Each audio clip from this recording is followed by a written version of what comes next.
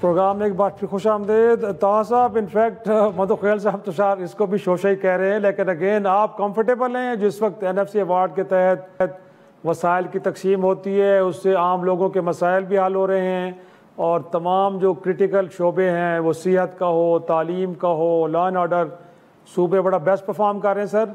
इसमें कोई रद्द बदल की ज़रूरत नहीं लग रही है आपको भी? देखें, पहले तो मैं ये कहूँगा कि मुझे बड़ा अफसोस हुआ अपने भाई मंदुखेल साहब की गुफ्तगू सुन के। एक इतने सीनियर पॉलिटिकल वर्कर हैं और पार्लियामेंटेरियन भी रहे हैं, उसके बावजूद इस चैनल पे, नेशनल मीडिया पे बैठ के इतनी पेसिमिस्टिक बातें करना, इतनी पेसिमिस्टिक अप्रोच के साथ गुफ्तगू करना कि पाकिस्तान में तो चीफ जस्टिस की भी कोई नहीं सुनता और ये और वो। देखें, ये एक मुल्क है जिसका पूरा निज़ाम चल रहा है। पाकिस्तान की हमें पॉजिटिव चीज़ों को देखना चाहिए और पॉजिटिव चीज़ों को ही मार्केट करना चाहिए। जहाँ तक रही बात एडमिनिस्ट्रेटिव यूनिट्स की और उनके एतराज़ की, तो मैं आपको ये बताना चाहूँगा कि मैं अपनी बात दोबारा रिपीट करता हूँ, उनकी पूरी गुफ्तगू जो थी वो ज़बान की बुनियाद पे, एथनिक बेसिस पे सूबे बनाने की है। हम एडमिनिस्ट्रेटिव यूनिट्स की बात कर रहे हैं जो एडमिनिस्ट्रेशन को बेहतर करने के लिए होने चाहिए, जो मैनेजमेंट को बेहतर करने के लिए होने चाहिए, जिस तरह डिस्ट्रिक्ट्स और डिवीज़न बनते हैं। अब अगर कोई दलील नहीं है तो उसके बाद आप बस चले आप जिस इदारे के बारे में चाहें जिस तरह की गुफ्तगू कर लें, ये बात दुरुस्त नहीं है। आपके पास अगर कोई दलील है तो लेकर आएँ, कोई दलील है तो पेश करें। हम तो हमेशा गुफ्तगू के लिए ओपन रहते हैं। हम ये समझते हैं कि इस तरह की बातें नहीं करनी चाहिए। पूरे पाकिस्तान में जो एडमिनिस्ट्रेटिव यूनिट्स बन रहे हैं वो ना ज़बान की बुनियाद पे बनने चाहिए, ना किसी एथनिक बेसिस पे बनने चाहिए। अगर बनते हैं तो वो एडमिनिस्ट्रेटिव बुनियादों पे बनने चाहिए जिससे मैनेजमेंट बेहतर हो, एडमिनिस्ट्रेशन बेहतर हो। अगर जहां NFC अवार्ड की मैं बताऊंगा तो NFC अवार्ड में देखें, NFC अवार्ड में सबसे इंपॉर्टेंट बात यह है कि जब फंड्स सूबों को दिए जाते हैं तो मैं ये समझता हूं कि जिस तरह NFC अवार्ड ज़रूरी है उसी तरह से PFC अवार्ड भी होना चाहिए। जो devolution of power 18th amendment में की गई हम उसको सपोर्ट करते हैं और हम समझते हैं कि 18th अमेंडमेंट को उसकी असल रूह के तहत इम्प्लीमेंट कराना ज़रूरी है। 18th amendment was devolution of power, लेकिन आर्टिकल 148 पे इम्प्लीमेंटेशन आज तक नहीं की गई और जो सूबों के वजीर आला हैं, चारों सूबों के वज़राए आला हैं, उन्होंने डेवोल्यूशन के बजाय अकमलेशन कर ली। तो इसी जिस तरह NFC होता है उसी तरह PFC होना चाहिए और डायरेक्ट जो लोकल गवर्नमेंट की फंडिंग है वो भी सूबों को देने के बजाय वफाक को चाहिए कि डायरेक्ट लोकल गवर्नमेंट को दे।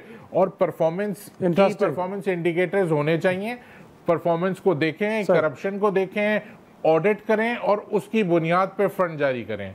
ये लोगों के बड़ा अहम इनकम का टैक्स है। कुरैशी साहब, इनफैक्ट ये बड़ी अहम बात है। इनफैक्ट के बेहतर ये कि फिर प्रोविंशियल अवार्ड भी होना चाहिए ताकि तहसील और डिस्ट्रिक्ट लेवल पे भी फंड्स जाएं, क्योंकि जब सूबों में जाके कहीं वहाँ पे वो मुंजमद हो जाते हैं और किसी एक शख्स के हाथ में रहते हैं तो फिर वो इक्वल डिस्ट्रीब्यूशन तो फिर सूबों में भी नहीं हो पाती ना। तो क्या कहेंगे सर, ये जो चेंजेस की बात की जा रही है ये बड़ी जायज़ है और इन ग्राउंड्स के ऊपर नया अवार्ड आना चाहिए? देखिए, बिल्कुल ठीक बात है। बुनियादी तौर पे जो 18th अमेंडमेंट आइन में उसने ये सारा खलफचार पैदा किया, सूबों को इतने ज्यादा इख्तियार दे दिए कि बाज़ औक़ात फेडरल गवर्नमेंट बेबस महसूस होती है और जो सूबे का चीफ एग्जीक्यूटिव है वो उसके पास इतनी ज्यादा पावर्स हैं कि वो जो चाहे। और एक बड़ी तकलीफ दे बात शराजी साहब जो हमारे यहाँ है, हमारे पोलिटिकल कल्चर में यहाँ मशावरत का कोई रुझान नहीं है। बज़ाहिर तो पॉलिटिकल पार्टीज गवर्नमेंट में होती हैं, लेकिन उन पॉलिटिकल पार्टीज में 4-5 अरस्तू, 4-5 अफलातून, 4-5 बड़े कोई ब्रेन्स जो अपने आप को बड़ा सुपर ह्यूमन समझते हैं, सारे डिसीजन वही कर रहे होते हैं। जब हम एडमिनिस्ट्रेटिवली डिवीजन की तरफ जाएंगे तो फिर बहुत सारे लोगों को इस मशावरत का हिस्सा बनने का मौका मिल जाएगा और फिर NFC अवार्ड हो, वो प्रोविंशियल फंड्स हो, वो सब उनकी तकसीम भी बड़े बेहतर अंदाज में हो सकेगी और किसी हद तक जो एरर्स हैं और ये जो वन मैन शो है वो भी खत्म होने की तरफ जाएगा। मैं समझता हूँ अगर ये किसी जो मौजूदा इश्यूज हैं हमारे मुल्क की, दाखिली भी और दीगर भी, उनसे अगर ये तवज्जो हटाने के लिए डिबेट चल रही है तो फिर तो इसका कोई फायदा नहीं है। हाँ, अगर इस पे कोई सीरियस कोई डिसीजन है इस तरह का कि हमने आगे बढ़ना है इस पे, तो मैं समझता हूँ इस पे फिर एक ग्रैंड डायलॉग की जरूरत है।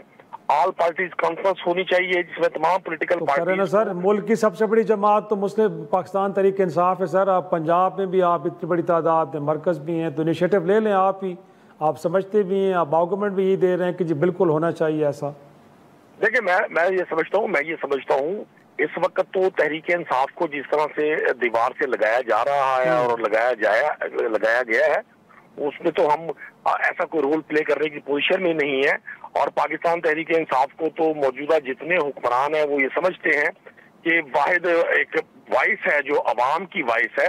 जाहिर है जब सारी ताकतें इकट्ठी हों किसी एक जमात को साइड पर लगाने के लिए, तो इट मीन्स वो जमात अपना रोल रखती है। पाकिस्तान की अवाम आज सबसे पहले तो मौजूदा हुक्मरानों पर भरपूर किस्म का एतमाद करती है। किसी जगह से भी ये इंडोर्समेंट नहीं है कि ये मौजूदा हुक्मरान को बड़ा फैसला करने की पोजीशन में भी हो। ये time to time, day to day तो कोई अपने मामला चला सकते हैं।